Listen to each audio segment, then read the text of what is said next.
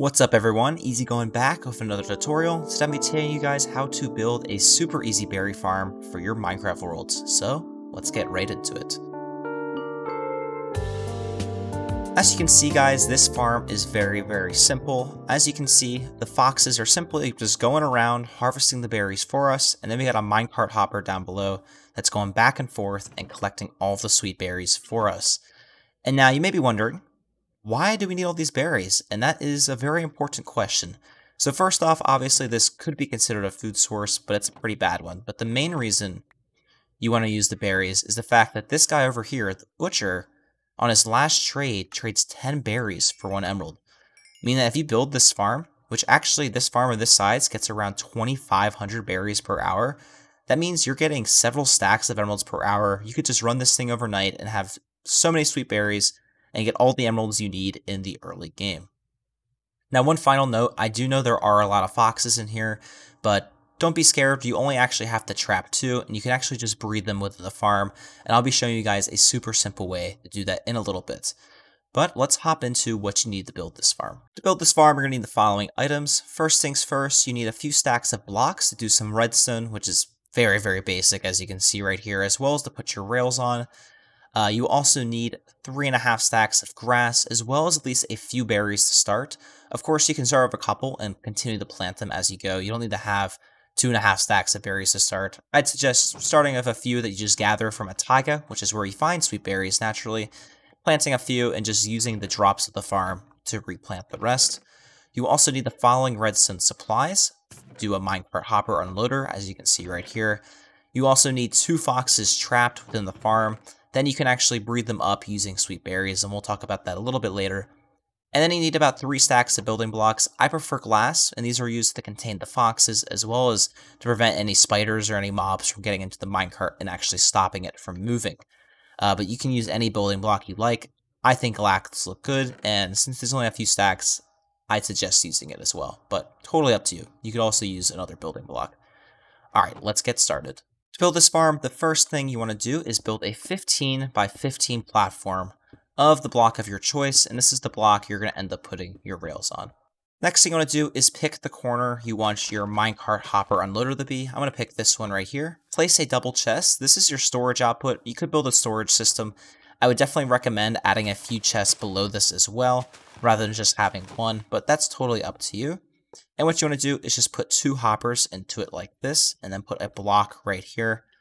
Next thing we're going to do is going to place our rails. So place a powered rail here, and now we're going to do a pattern. So place a normal rail here, and then place another powered rail right here. Go to the middle of the platform, which is about right here. Place another powered rail, normal rails all the way to here, powered rail, and then just loop this around, repeating this pattern over and over again until you reach the end of the farm. And you should be left with something looking like this.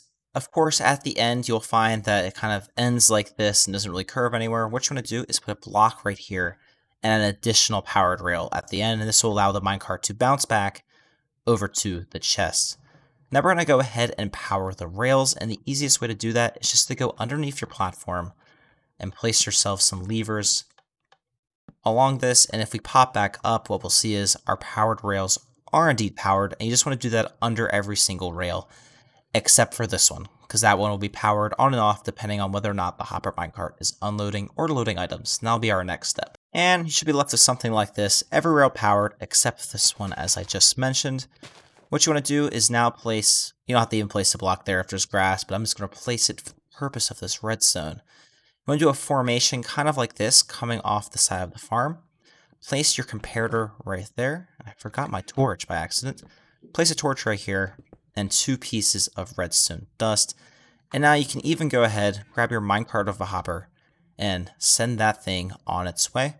Now what you want to do is over this entire square, just place dirt on top of every single rail, and this is eventually where your berries are going to end up. And you should be left with something like this, and we're going to wait to put the sweet berries in, just because that deals damage when you sit in them. So the next thing we're actually going to do is put in our glass walls. So what you want to do is, on the bottom of the rails, simply surround the whole thing, any layer of glass or a block of your choice. Make sure to leave this block has to be a full block. Otherwise, it won't work. The minecart will kind of get stuck in the glass. So make sure that one is at least a full block. But otherwise, you can use glass everywhere else, and you can actually then see into the farm, which I think is cool. And in this area, make sure to put a block here as well as a block here in order to prevent anything from slipping in there, whether it be a baby zombie or a spider of some sort.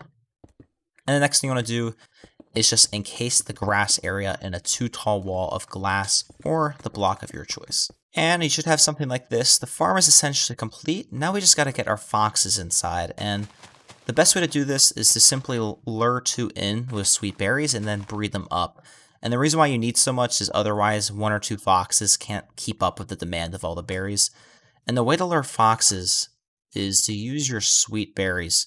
So if you go in survival mode, we can try to get this fox to follow us. Another good trick is to also get a lead by either crafting one or trying to, using a wandering trader to harvest some leads from the wandering trader llamas.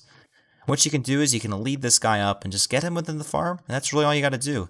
So you got to get 2 of these guys, and then you can breed them up with some sweet berries. And of course, I want to show this process so you can see it is indeed possible to do in survival mode.